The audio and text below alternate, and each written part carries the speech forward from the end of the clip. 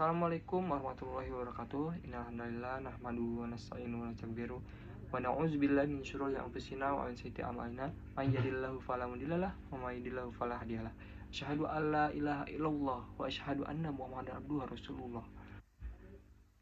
Amma ba'd. Pertama-tama saya kenalkan terlebih dahulu, saya Bayu Prananda Putra dari kelas TI 24E. Di video kali ini saya akan membuat video dokumenter atau mungkin project tentang keislaman. Nah, untuk ini kita mulai dengan pertanyaan mendasar. Mengapa sih manusia harus beragama? Menurut saya, manusia itu wajib beragama. Karena kenapa? Karena manusia diciptakan ke dunia itu untuk bertakwa kepada Allah Subhanahu wa Ta'ala. Tujuannya hanya itu saja, bertakwa kepada Allah dan menjalankan sunnah-sunnahnya.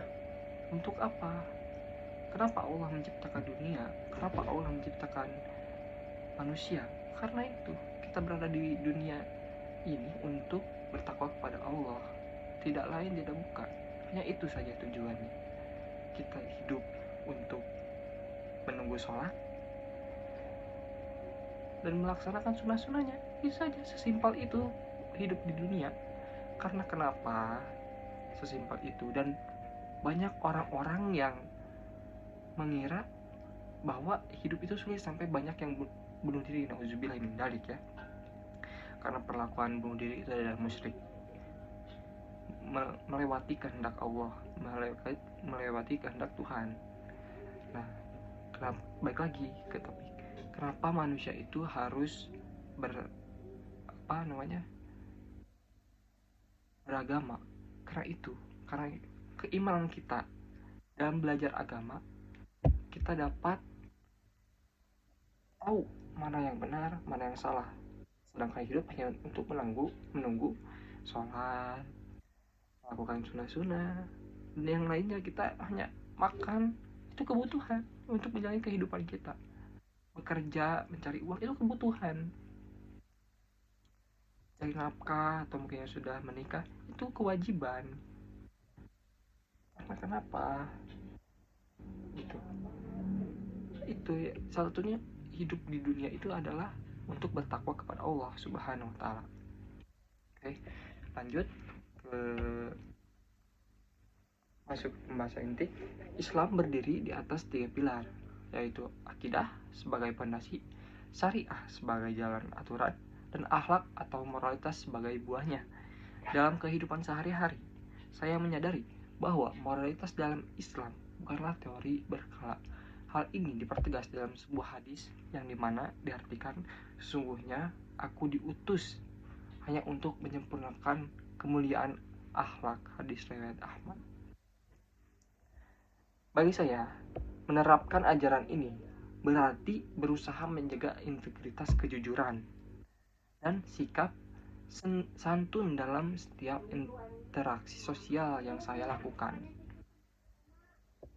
Nah, untuk etika bisnis dan ekonomi Islam, pelajaran berlanjut pada bagian Islam mengatur urusan duniawi, khususnya dalam etika bisnis, ekonomi. Islam mengajarkan bahwa secara rezeki ada yang mengatur. Rezeki juga adalah bagian dari ibadah, asalkan dilakukan dengan cara yang halal dan menjauhi praktik yang merugikan orang lain. Ya, jadi mencari rezeki itu adalah ibadah yang sudah saya tadi sebutkan atau mungkin katakan di awal video.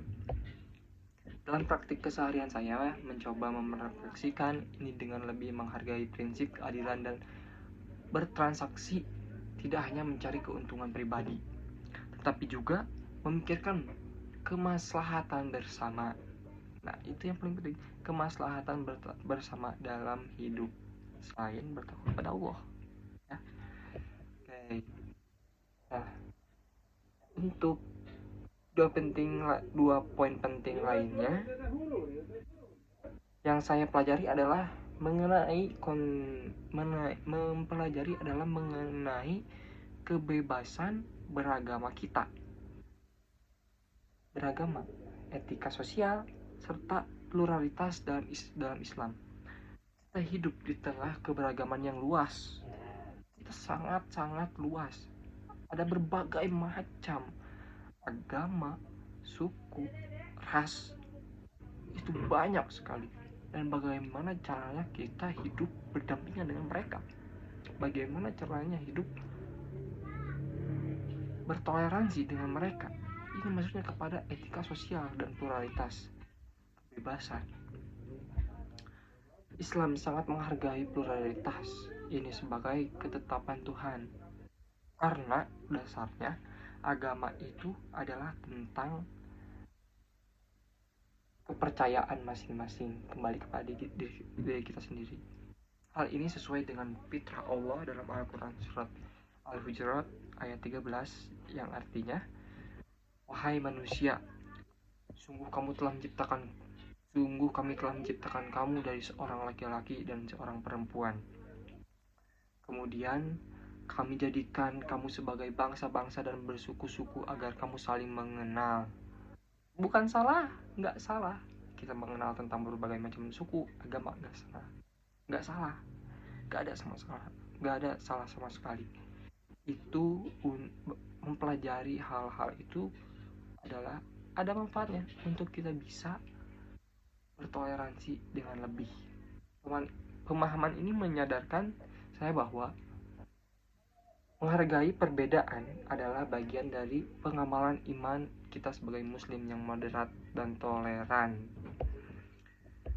Nah, sebagai kesimpulannya, perjalanan 7 pertemuan ini telah mengubah pola pikir saya dalam melihat agama lain. Islam bukan hanya ritual, melainkan panduan hidup yang sangat etis dan relevan menurut saya untuk menjawab tantangan zaman. Dan menurut saya Islam itu adalah agama yang paling baik, atau mungkin paling imannya tuh adalah semua bukti-bukti. Jadi bukan tentang kisah atau mungkin tentang zaman Nabi atau apa gitu. Agama Islam itu sudah diceritakan dari awal kita dibuat sampai dengan nanti kita akan di akhirat pun dalam Islam, dalam Al-Quran itu sudah diceritakan. Jadi kita sekarang hanya bagaimana caranya untuk menjalankan dan memahami agama kita masing-masing. Nah, mungkin hanya itu saja yang bisa saya sampaikan, kurang lebihnya mohon maaf. Assalamualaikum warahmatullahi wabarakatuh.